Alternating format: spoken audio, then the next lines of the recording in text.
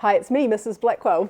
It's beginning to show signs of spring here in Greytown. We have daffodils and we've got blossoms on our plum tree, and the window at the shop has a whole lot of plastic tulips.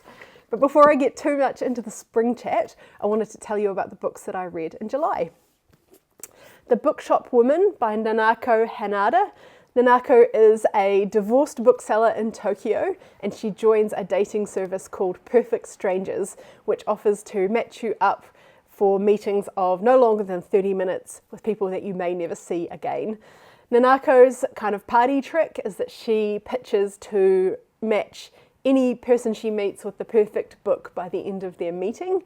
And I got a bit disillusioned with this book about a third of the way through. I found that the meetings were became very frequent, and they were quite shallow, and I put this book aside until about halfway through the month when somebody informed me that in fact this is not a work of fiction, this is a work of non-fiction. This all really happened. And so I returned to the book and obviously saw it in a completely new light. It continues to go at quite a pace, and she meets a lot of people and has some shallow and some not so shallow meetings, but knowing that it's non-fiction, this is a great insight into Japanese culture and the quirky different people of Tokyo. The Gentleman from Peru by André Aciman. This is a story of 10 American college friends who are reunited about 10 years after graduation. They had made a pact that if somebody got wealthy, they would hire a yacht and sail around Italy. And one of the friends has made good on this promise. That particular friend couldn't join them. But the boat has to stop for some repairs, and the group stay for a few nights at a luxury resort on the Amalfi Coast. There they meet a mysterious stranger named Raoul, and he appears to be able to heal people with his touch and also be able to predict the future. So this evolves to become a work of magical realism.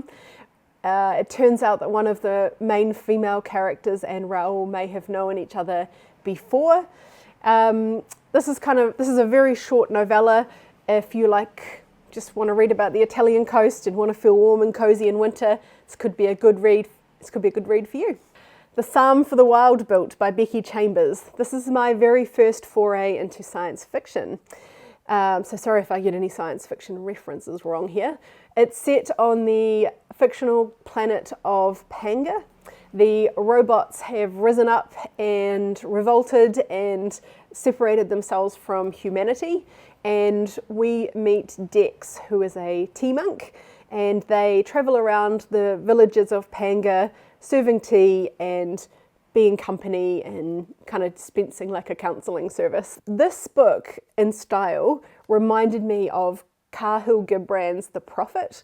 It's a bunch of short chapters, and it's obvious from right at the beginning of each chapter that you are going to be delivered a lesson. Mr. Blackwell pointed out to me that this is also how the Book of Psalms in the Bible works, so perhaps there's a hint in the title. And for me, this particular style of book is just not to my taste, but obviously The Prophet is a wildly popular book. This is a wildly popular book, so if that's to your taste, then I think you will enjoy this book. It is kind of cozy and an easy read. That's A Psalm for the Wild Built by Becky, and there is a follow-up book as well. Stay True by Hua Hsu. This book has been on my to-be read for ages, but it came back to my attention with the New York Times 100 Most Influential Books of the 21st Century, which this was about number 70-something. This is set in the 1990s in Berkeley, which is just outside of San Francisco. Hua Hsu is making zines and discovering all kinds of alternative music, but rejecting Pearl Jam specifically, and his friendship with a man named Ken, who is a more preppy and outgoing guy, but they bond over cigarettes and conversation. About halfway through the book, and this isn't a spoiler, Ken is kidnapped and murdered in Vallejo, which is about an hour out of San Francisco. And the second half of the book is about memory and grief and kind of reckoning with what we remember and how accurately we remember it. I definitely see how this made the list, and I'm always glad to read the books when I get to them. I'm sort of sad I didn't get to this earlier. It's an excellent memoir.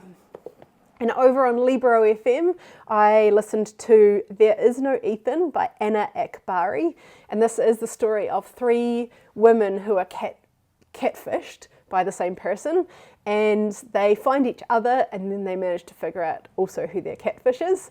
It's got a twist that I did not really see coming.